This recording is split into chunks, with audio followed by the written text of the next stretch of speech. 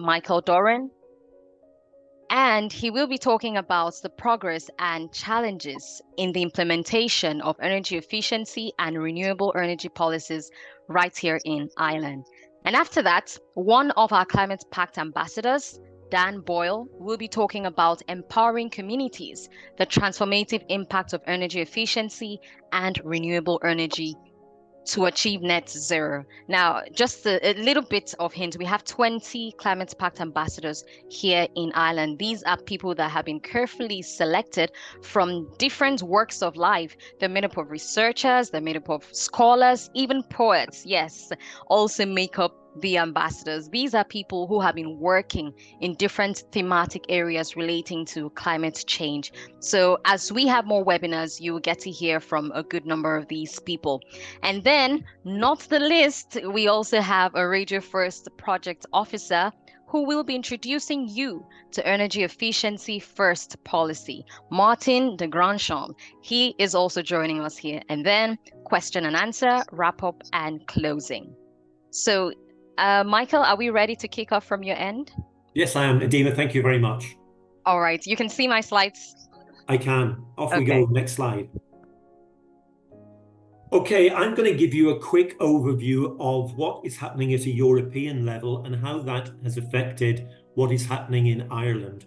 I'm also going to give you a very short overview about what the European Climate Pact is.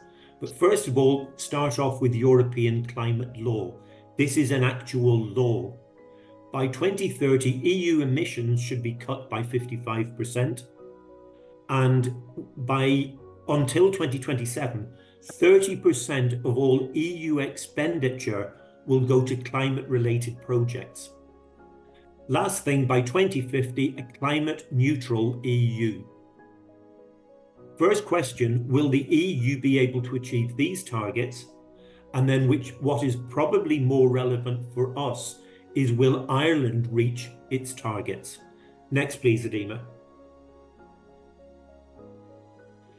So first of all, let's start about what is Climate Pact. Climate Pact is an initiative which started within the European Union approximately 3 years ago. And what it's doing is trying to create a movement of people united by a shared mission to build a more sustainable Europe. So this is not based on government action. This is based on individuals becoming involved, being aware of what's happening and communicating with others what the message is and what we should all be doing to address the current issue. Within this, Adima has already mentioned, within Ireland, we've got 20 ambassadors. So these are people who've put themselves forward as people who think that they're in a position to lead the communities on climate change action. After me, you'll be hearing from one of those ambassadors. Dan will be talking about his area of expertise. But what we need to get across to you is the Climate Pact is a people movement. And while it is supported at the European Commission level, it is up to individuals like the people who are on this call today to take action. Some of you are probably already involved in initiatives or in other groups, and you are actively doing things. Some of you may wish to get involved. So at the end of this, one of the things Adima will be talking about is how to work through the European Climate Pact to make a change. One of the things that we're all aware of is when you get a mass movement, rather than individuals working individually, you can actually make a change. And what Climate Pact is trying to do is to teach people about climate change, develop and implement solutions so that we're not just focusing on the, oh, woe is me, everything's terrible, what are we going to do, we're all going to die, but actually look at what are the solutions. And then, as I've already said, connect with others and maximize the impact of those solutions. Next, please. We are in Southeast Energy Agency. We're based down in Kilkenny. We're the country coordinator for this. So we act, European Climate Pact operates within all 27 European countries. And we're the coordinator for this activity within Ireland. What we're trying to do is to collect all of the people who have an interest in acting in this area and trying to make whatever they're doing more effective. Some of the work that we're doing is promoting what some of the ambassadors are already doing, and some of the work is coordinating that to pull it together so that it's more effective on a national scale. So what we're doing is building on what's already there and also engaging with groups who can work together and work together more effectively. Next, please. Okay, now we're back to what is or what is not happening in Ireland. Over the next 2 or 3 slides, there are going to be lots of little bubbles and lots of little numbers floating around. So I'm not going to bamboozle you with numbers. I'm just going to ask you to focus on individual items on each slide. So these slides, all of these slides from today's presentation will be available afterwards, so you can go into the detail-y bits later. First thing I want to look at is the circle top left, which is, don't worry about what a terawatt hour is, it's just a way of measuring the amount of energy. 81% of our energy, of our total primary energy, the energy that we use, is imported. First question, is that sustainable? I would say absolutely no, it's not. Top right-hand corner, total primary energy, 85% is coming from fossil fuels. That is appalling, and I'll talk about where Ireland sits in relation to the rest of Europe in a minute. Then down at the bottom, which we've got, is emissions. And one of the things that there's been a slight change in focus at a European level over the last 2 to 3 years.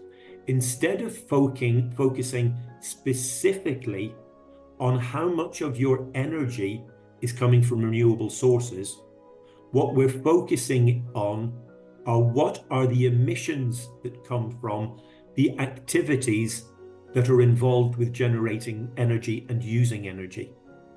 So if you just take those 2 figures, by the way, a lot of the figures that I put up today, you could argue that 81.6 is now 80.9 or 85 point. It depends where you take them. Some of the figures are 2022, some are 2023, some are current in 2024. But the overall figure is we're importing over 80% of our energy, and 85% of the energy that we're using is fossil fuels. Next, please, Adema. This is relating to the National Energy Efficiency Action Plan of 2023. And this is something I want to highlight. What we're measuring here, the red blob on the graph, is what the gap to target is.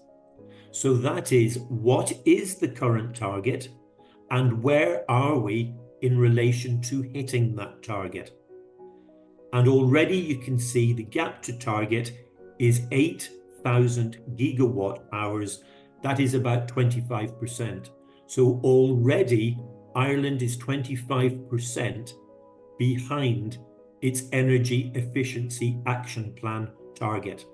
Another thing that I mentioned a couple of minutes ago, and I'm just going to talk about this, this is not on the slide.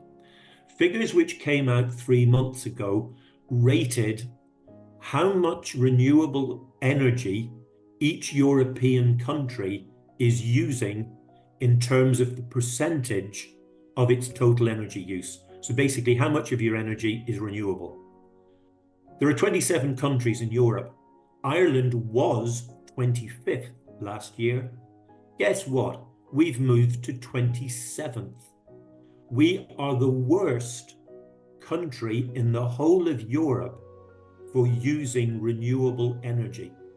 The 2 that have moved above us are Malta and Luxembourg. We're now sitting down the bottom.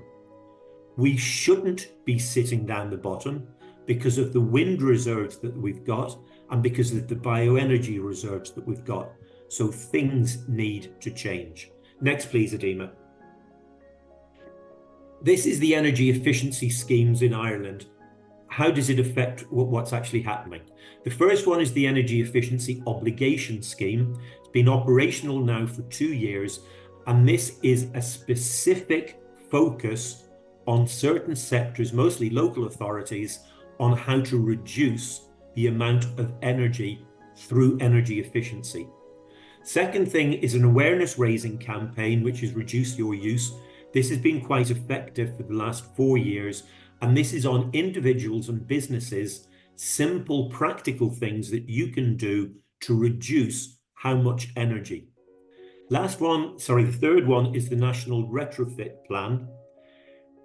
I'm not going to go into too much detail on this, but the figures which are being presented by government in Ireland, in my opinion, are not accurate, in that when they say retrofitting 500,000 homes, the data which has been published to date within the Irish press is not actually the retrofitting of homes, it's how many homes have had some energy efficiency measure implemented within them.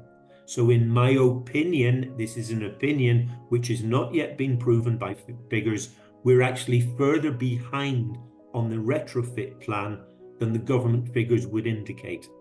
Last one, ban on oil boilers, that's already in. That will extend to gas boilers in 2025. Next, please, Adema. Okay, electricity consumption. For those of you who don't see the big picture, electricity is about a third of all of the energy that we produce in Ireland. That we produce, not that we consume. Quite a lot of the electricity that is produced is lost within the transmission network. So it is actually less than a third, it's less than 30% of all of the energy that we consume. Now, Ireland has been very good at moving towards renewable electricity. It's been one of the best in Europe, but it hasn't been good in two of the other sectors, which are heat and transport. So just looking at the moment, as of 2023, more than half of Ireland's electricity is still being generated from fossil fuels and gas. You can see in the pie chart that you've still got about 43% coming from gas.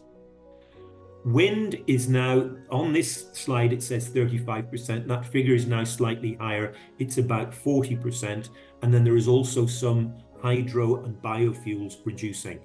But overall we're about 40% renewable electricity, and that is going relatively well compared to the other two sectors of heat and transport, which are not going well.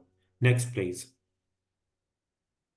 Renewable energy production in Ireland. Okay, the graph over on the left-hand side, the green line is the total amount of renewable energy that Ireland is producing.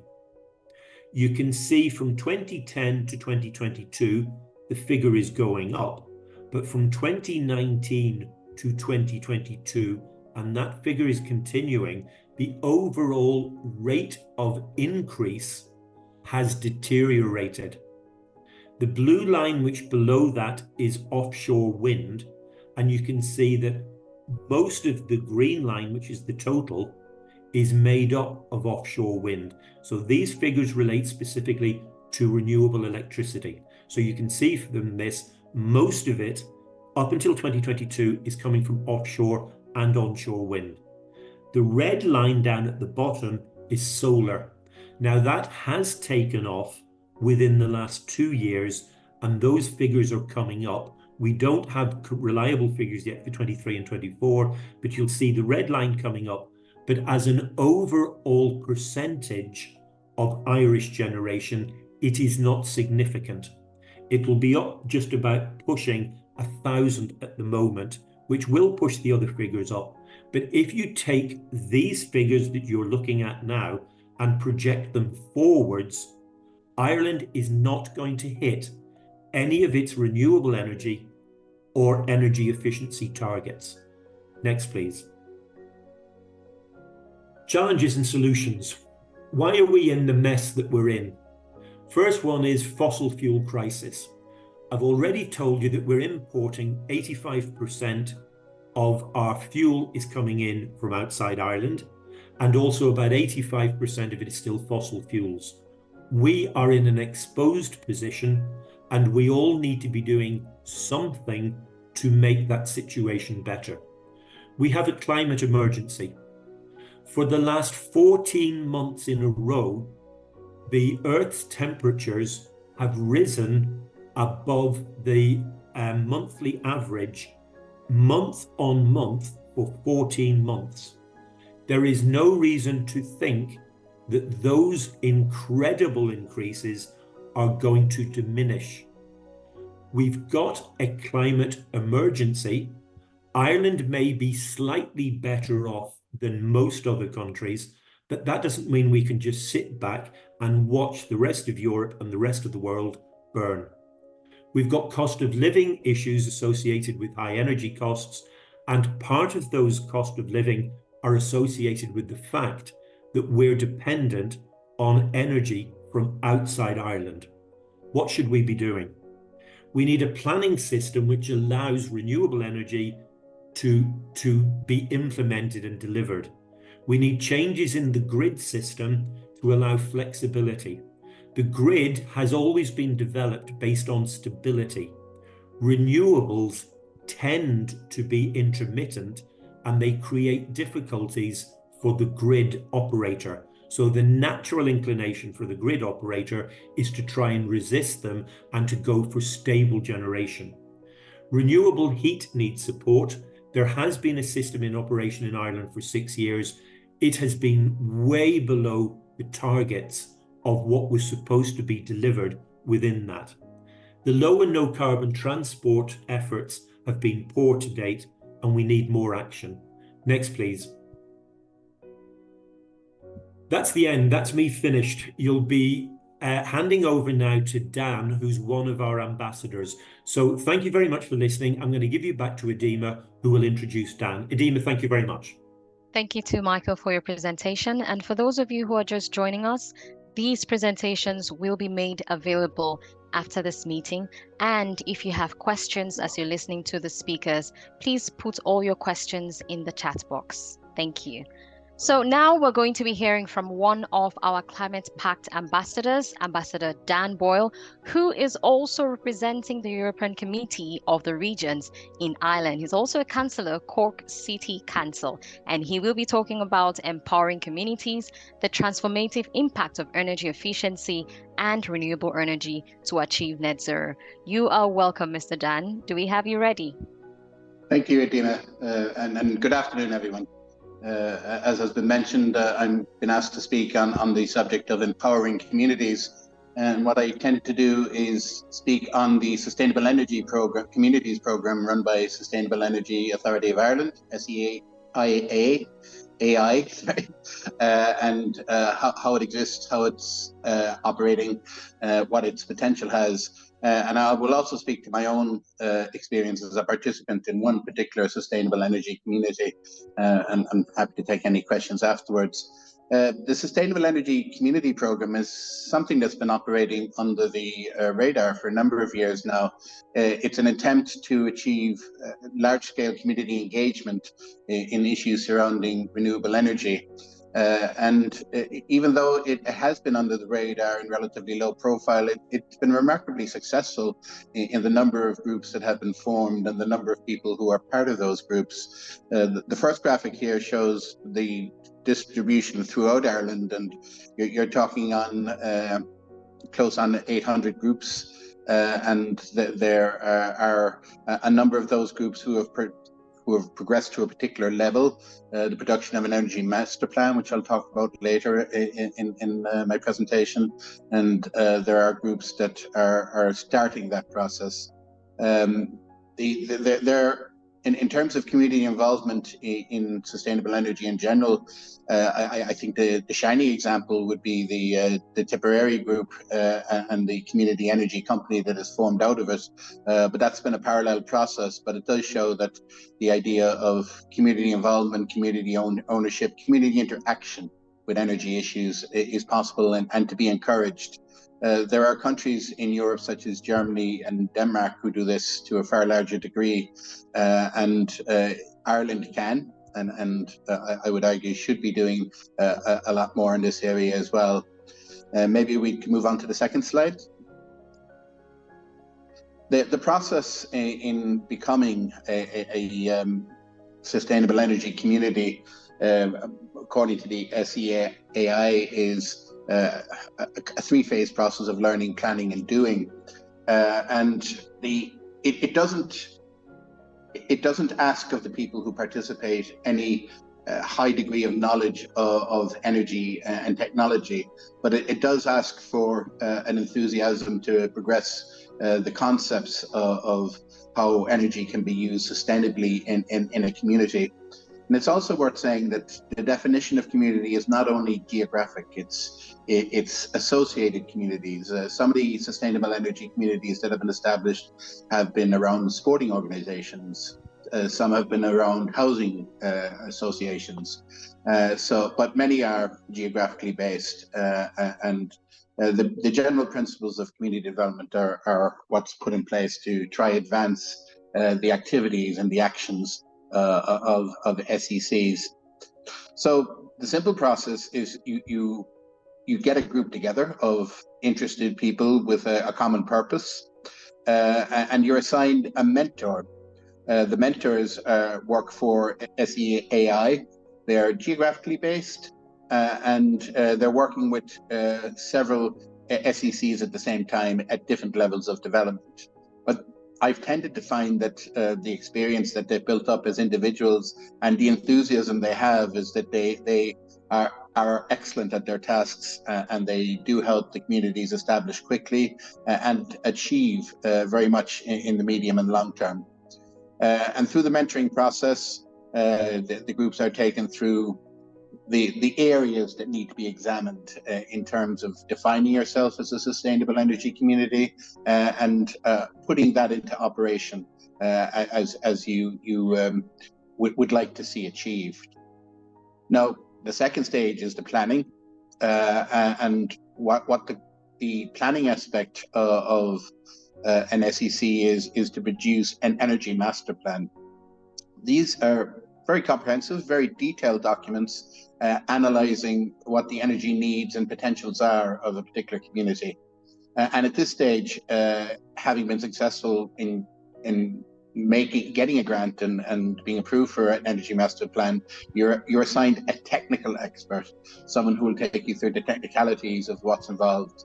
And eventually in the process, you'll have a document, a very valuable document that outlines where your community is in terms of energy efficiency, and more importantly, areas where you need to identify where that efficiency can be improved.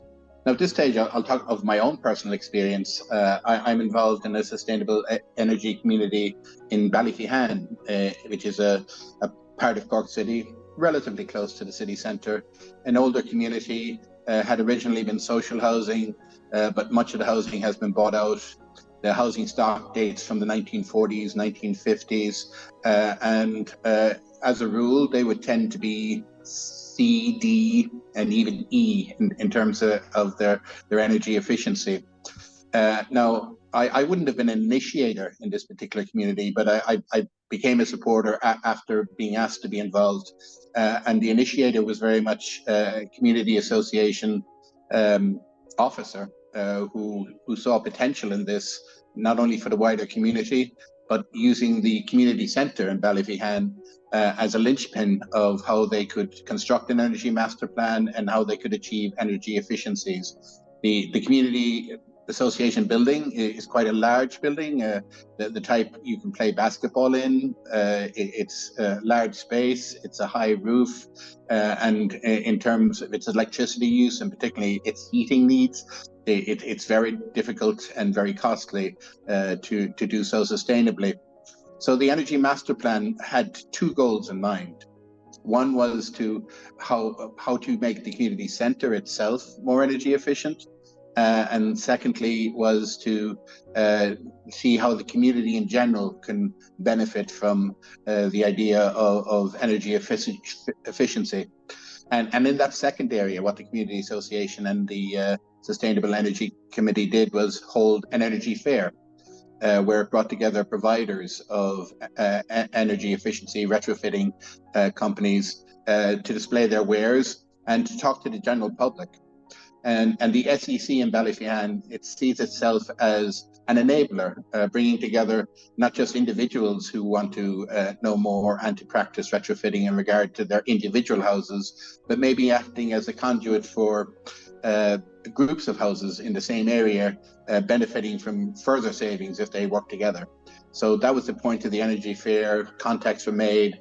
People were signed up on an individual and a group basis to achieve better energy efficiencies.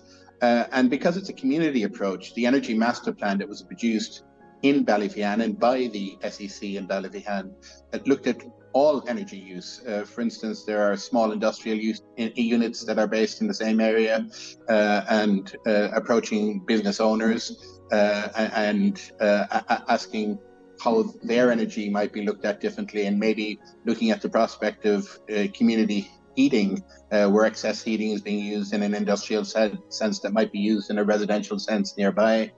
And also part of an energy master plan is the whole idea of energy through transport, the way that people travel to and from work and other business activities in their community.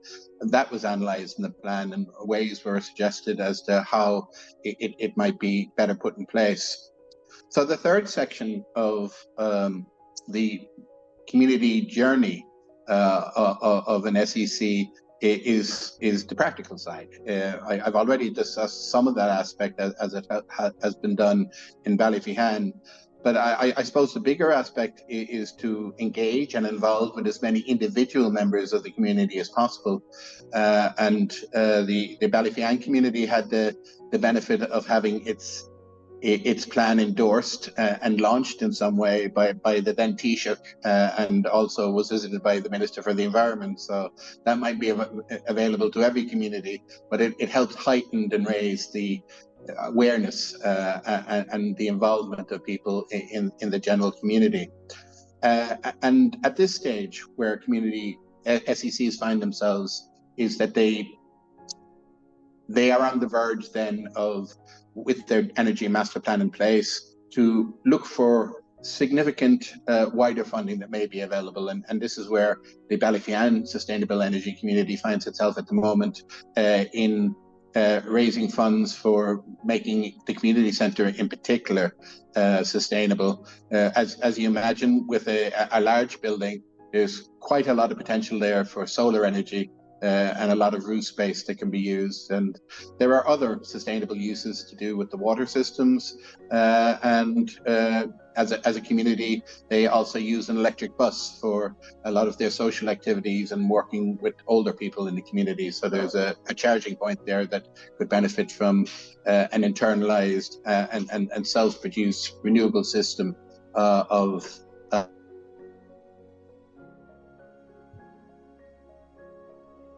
Hello, Dan. Okay.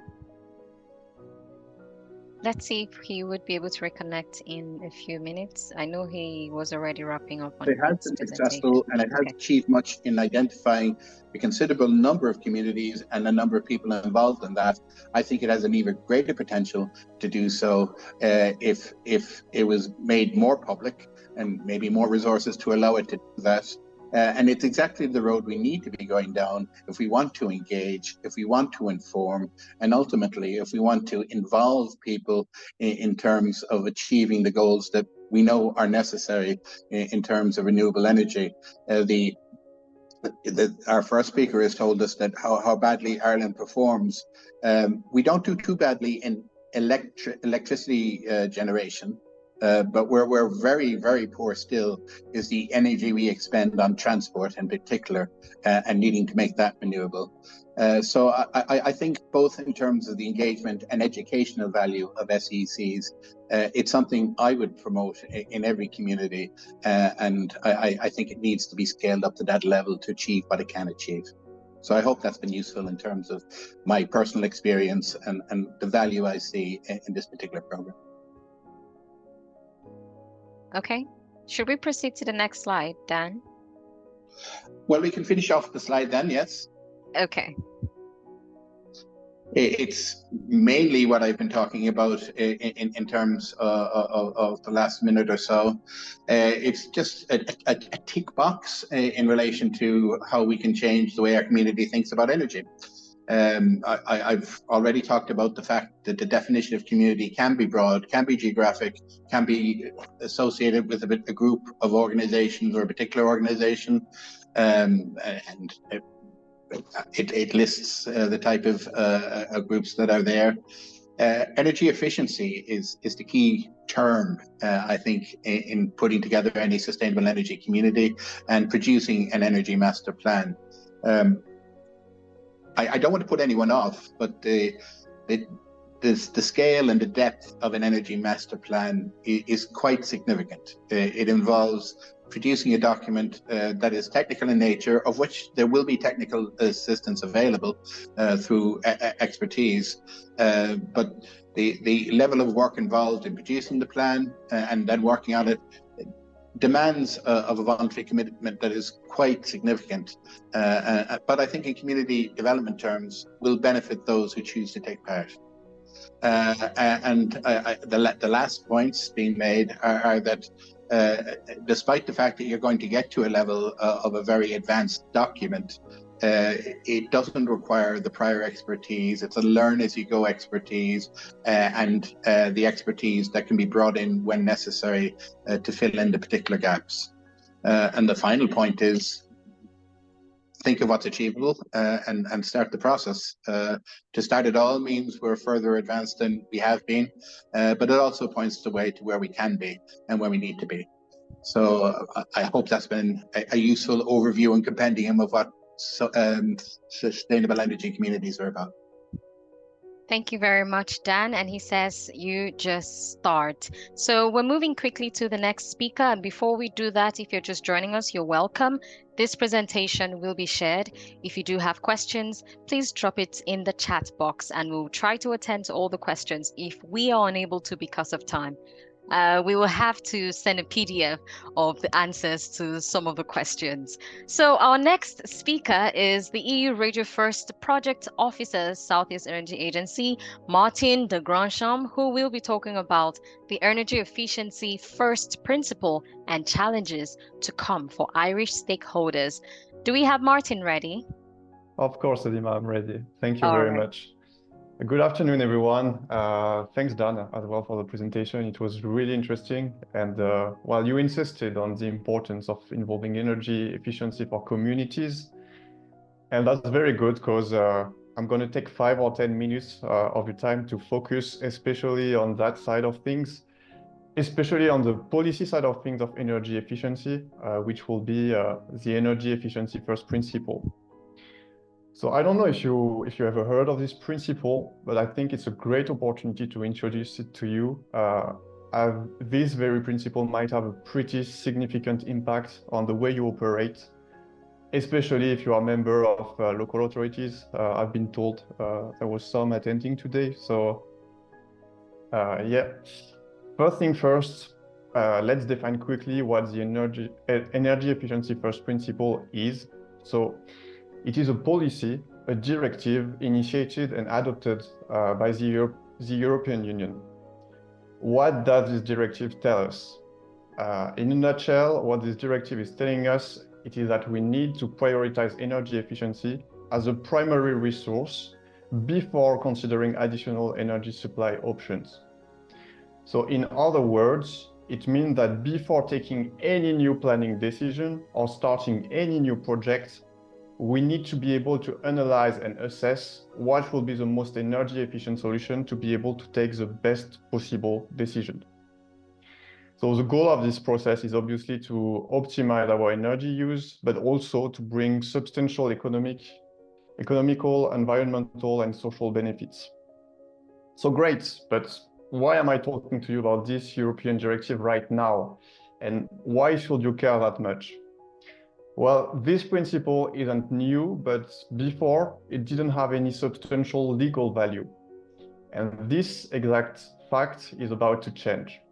In 2023, there has been a recast of the Energy Efficiency Directive. And from now on, Ireland is legally bound to reduce its final energy consumption by 12% and to almost double its annual energy savings for the following years. So you probably see where I'm getting at, but this directive will very soon be adapted at the national level, which means that our local authorities, or even possibly our businesses, for instance, will be legally bound to apply this principle. Next slide, please, Edima. So some of you might be directly impacted, and I'm thinking especially once again of those who are part of local authorities. But the logical question we should be asking ourselves now is, how do we collectively face this new challenge to be able to meet these very ambitious targets?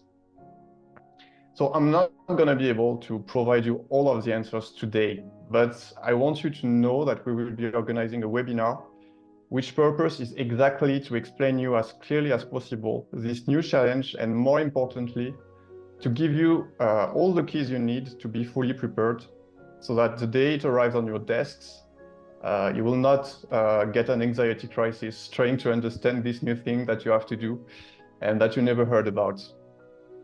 So for this event, we will be having two very good speakers who will be able to address the topic very eloquently. The first one is Veronika Jirkova from the European Commission. So she's basically one of the architects of this directive. So she's probably the best possible person to explain you how it will impact you and to answer any possible question you might have on the topic. And our second speaker will be Tim Mendel from the Fraunhofer Institute. He is one of the creators of a very complete toolbox, I think we can call it that way, that you could be using to efficiently adapt to this. This toolbox is meant especially for planners, climate action teams, or even housing departments of any local authorities. Its name is the Regio First Framework. It is completely free for you to use, of course, and it can guide you through all the necessary steps to implement an energy efficiency first strategy and to be in conformity with the law, therefore. So you can see a preview of the framework on the right side of your screen. We will not be entering too much into detail the framework itself and its various steps and tools. This webinar will last around an hour and a half, and it should be organized on the 26th of June at 10 a.m. So I'm inviting any of you who is involved in a local authority, for instance, or any of you who has interest in the topic to seize this opportunity, as we managed to get very interesting speakers, and it will really be the opportunity to break down this energy efficiency first principle. I tried to give you a first explanation to make you realize how important this new policy will be. So thank you very much, everyone. And I will now give back the floor to Edima for a Q&A session. Isn't it, Edima? Yes, Martin, it's just amazing how you're just baiting all of us and you want us to be a part of that webinar so we can learn more. So just like you heard, after this, a survey will pop up just after the Zoom, and there's an option for you to indicate if you're interested in being a part of that particular webinar. So it's time for us to take questions. If you have questions, please do not hesitate. I'll stop sharing my screen now. If you do have questions, please feel free to ask. And Dr. Devi will help us in this particular section. So you have questions, throw it in to any of the speakers or general questions. Maybe not a question. Say you have a comment instead. There's something that you feel you need to mention. It's important to talk about it, since we're all talking about energy efficiency today and relating it to climate action. So go ahead and do let us know what it is that you want to ask. There's a question for Marie or DRC, Edima. Okay. Yeah, I think we can give it for Dan and Michael to answer that. Okay. Can you read the question then? Yes, I would do that. So Mary, thank you so much for your question. And Mary says, thank you for the presentations. They are very informative. One question is that we have 800 SECs and 900 approximately EMPs, but where is the support to realize these EMPs? That is money, bearing in mind just transition and cost of living. And expert advice, project management outside of the community buildings as there is money available for these. Also would like further information on the available funding for community PV solar farms, particularly for the construction of same. Well, that's an interesting question. It's several questions, and it speaks to various parts of the process. The first process would be support given in the form of a mentor and training given through the mentor and SEAI. The second phase of producing an energy master plan, that is grant aided. And it's applied for on the basis of what has been worked with the group, the SEC and the mentor, and the basis is the scale of what's being looked for and whether it fits in with the criteria that the SEAI have in relation to the grants, but they can be significant. But the expertise of the technical expert that is given for producing the energy management plan will be a large proportion of those costs because you're buying in significant expertise. In relation to money that's available for community groups for energy efficiency, there are separate streams, just like the residential retrofitting, that are available for community buildings. One thing to be aware of, though, is that the criteria can change depending how the building is being used. For instance, Ballyfihan is having something of an argument with SEAI about the difference of getting a 50% grant and a 30% grant. And SEAI are suggesting a 30% grant on the basis of one element of the community centre being used by a commercial facility, a gym, for instance. So you might find things like that trip you up along your journey. But on the other hand, once you have an energy master plan, it's an application that could be made to several funding agencies. And I know Ballyfihan are talking about a retrofitting cost for their centre of approximately €1 million. But through producing an energy master plan, they've managed to acquire at least 750,000 of that to date. So people should see it as a process that allows you to identify funding sources and achieve that funding once you've achieved those steps along the way. Okay, thank you, Dan, for answering that question. Mary, I hope you're satisfied with the response. If you're not, please just let us know. And if you have any more questions for those of you listening, or you have comments, please go ahead and put it in the chat. Thank you.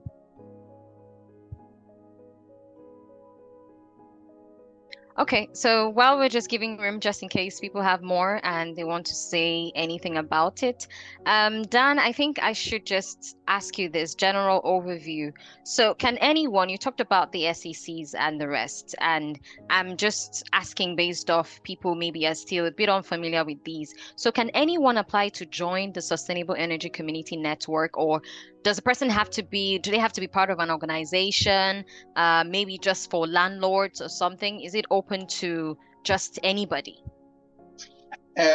Well, technically, yes, but there has to be a context. They have to be operating in a community setting. And that community setting could be a geographic community, it could be a housing association, it could be a business organization, it could be a sporting organization. But there has to be an element of community organization involved in the organization itself that's seeking to become an energy community. And it's also a way of reaching out to similar types of organization that you interact with. You can bring together a coalition of groups.